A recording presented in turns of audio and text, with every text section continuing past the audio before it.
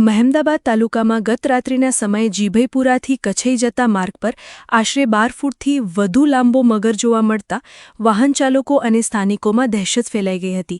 ઘટનાની જાણ થતાં મહેમદાબાદ વન વિભાગ અને રેસ્ક્યુ ટીમ તાત્કાલિક સ્થળ પર પહોંચી હતી।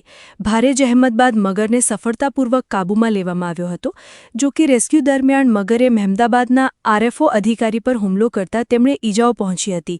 ઈજાગ્રસ્ત અધિકારીને પ્રથમ ખાનગી હોસ્પિટલમાં સારવાર માટે ખસેડવામાં આવ્યા હતા અને હાલમાં ગાંધીનગરની ખાનગી હોસ્પિટલમાં તેમની સારવાર ચાલી રહી છે। આ ઘટનાના થોડા કલાકો બાદ આજે વહેલી સવારે મહેમદાબાદ તાલુકાના રીંછોલ ગામના વણજારાવાસ વિસ્તારમાં આવેલા એક રહેણાંક મકાનમાં આશરે 7 ફૂટથી વધુ લાંબો મગર ઘૂસી ગયો હતો। સવારે પરિવારજનોએ ઘરમાં મગર જોયા બાદ સમગ્ર વિસ્તારમાં અફરાતફરીનો માહોલ સર્જાયો હતો। મગરના ભયને કારણે અનેક લોકો કાચા મકાનો અને ઊંચા સ્થળોએ ચડી ગયા હતા। ઘટનાની જાણ થતાં વન વિભાગ અને રેસ્ક્યુ ટીમે સ્થળ પર પહોંચી મગરનું સુરક્ષિત રીતે રેસ્ક્યુ કર્યું હતું। રીંછોલ ગામ પાસેથી વાત્રક નદી પસાર થતી હોવાથી મગર નદીમાંથી વસાહતમાં આવી ગયો હોવાની શક્યતા વ્યક્ત કરવામાં આવી રહી છે। રેસ્ક્યુ દરમિયાન મગરને જોવા માટે હજારોની સંખ્યામાં લોકો એકત્ર થઈ ગયા હતા। ઉલ્લેખનીય છે કે થોડા દિવસ અગાઉ મહેમદાબાદ તાલુકાના વરસોલા તળાવમાં પણ મગર જોવા મળ્યો હતો। આમ હાલમાં મહેમદાબાદ તાલુકાના ઓછામાં ઓછા 3 વિસ્તારોમાં મગર દેખાવાની ઘટનાઓ સામે આવતા ગ્રામજનોમાં ભારે ભય અને ચિંતાનો માહોલ સર્જાયો છે। વન વિભાગ દ્વારા લોકોને ખાસ અપીલ કરવામાં આવી છે કે નદી, તળાવ અને જળાશયોની આસપાસ સાવચેતી રાખે, એકલા ન જાય અને જો ક્યાંય મગર દેખાય તો તેને પકડવાનો પ્રયાસ કરવાને બદલે તાત્કાલિક વન વિભાગને જાણ કરે। હાલમાં રેસ્ક્યુ કરાયેલા બંને મગરને મહેમદાબાદ ફોરેસ્ટ ઓફિસ ખાતે લાવવામાં આવ્યા છે, જ્યાં આગળની કાર્યવાહી હાથ ધરવામાં આવી રહી છે। આપનો પરિચય, છેલ્લા 2 દિવસમાં મહેમદાબાદમાં કેટલા મગરોને રેસ્ક્યુ કર્યા?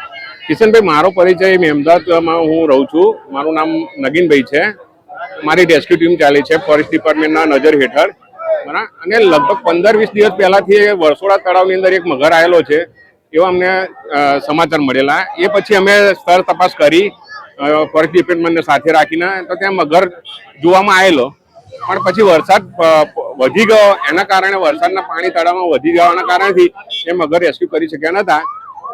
એના માટે પછી ત્યાં આગળ અમે એને રેસ્ક્યુ કરવા માટે 4 પિંજરા લગાવ્યા હતા, પણ તો પણ એ વરસાદ વધી જવાના, તળાવમાં પાણી વધી જવાના કારણે પછી એ મગર રેસ્ક્યુ કરી શક્યા નહોતા।